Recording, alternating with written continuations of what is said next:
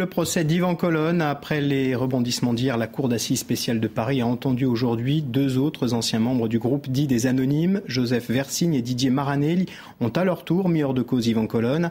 Mais leurs explications sont différentes. Le compte-rendu, Anne-Marie Leccia, Sylvie Garat. Joseph Versigne s'est présenté en homme entièrement libre. Sa conditionnelle a pris fin il y a quelques jours. Il n'en est pas plus causant pour autant. L'homme a toujours des difficultés à s'exprimer.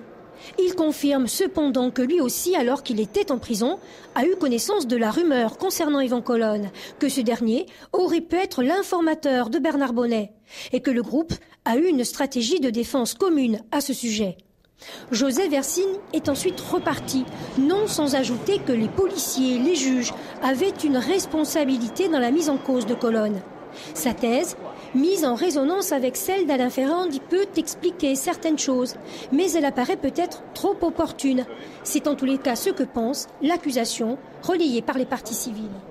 Le groupe avait décidé de parler, le groupe a décidé de se taire, le groupe a décidé de répondre « je n'ai rien à déclarer ». Le groupe a décidé aujourd'hui de dire il y avait une rumeur et c'est à raison de cette rumeur. Moi, je trouve ça stupéfiant. À partir du moment où ils expliquent que les accusations sont fausses et que nous démontrons par A plus B que les éléments du dossier démontrent que ces gens ont dit des choses fausses, je crois qu'il n'y a plus de place, même pas pour l'interrogation. Il est évident que lorsqu'ils ont mis Yvan Colonne en cause, ils ont raconté des choses qui n'étaient pas vraies. La défense le sait, cette explication nouvelle de plusieurs membres du commando pour justifier son attitude pose des questions à la Cour. Pourquoi, par exemple, parle-t-il aujourd'hui de cette rumeur et pas au premier procès ou au second qui aurait pu être le dernier ? Tout le monde attendait cet après-midi les paroles de Didier Maranelli. Lui ne change pas sa version. Il rappelle qu'il a dédouané Yvan Colonne dès 2001 par courrier auprès du juge. Décidément, difficile d'y voir clair entre toutes les déclarations.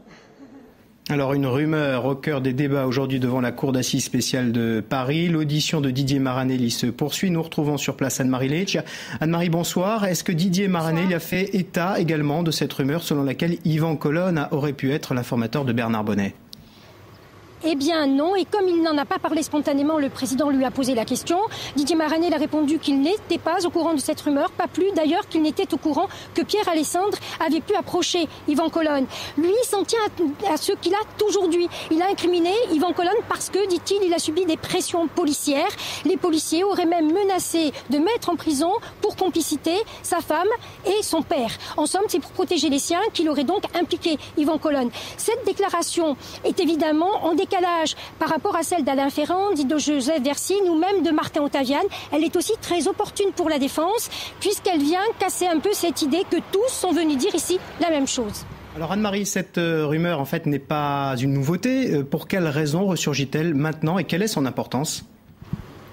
Eh bien, c'est vraiment la question du jour aussi. Pourquoi la rumeur surgit-elle maintenant ? Cette rumeur, elle est inscrite dans le dossier depuis 1999. Depuis que un gendarme s'était confié à Bernard Legras, l'ancien procureur général de Bastia, il aurait vu en juin 1998, dans le bureau de Bernard Bonnet, Yvan Colonne, aurait cru que c'était M. Corté. L'information avait été transmise jusqu'au juge Bruguière.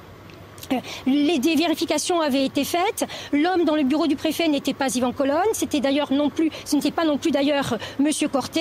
Mais la rumeur était née. Et pour les avocats d'Yvan Colonne, c'est même à ce moment-là qu'Alain Ferrand l'aurait appris. Reste que les avocats disent, eux, découvrir ce point uniquement aujourd'hui, ce qui est peu probable. La vérité, c'est plutôt qu'ils ne l'ont pas exploité parce qu'ils avaient peur de la réaction du commando. Du coup, on le leur reproche. On dit que tout cela est un peu trop préparé. Reste à savoir ce qu'en pense la Cour et tout le monde attend maintenant Pierre Alessandre. Pierre Alessandre qui devra témoigner demain devant la Cour d'assises spéciale de Paris.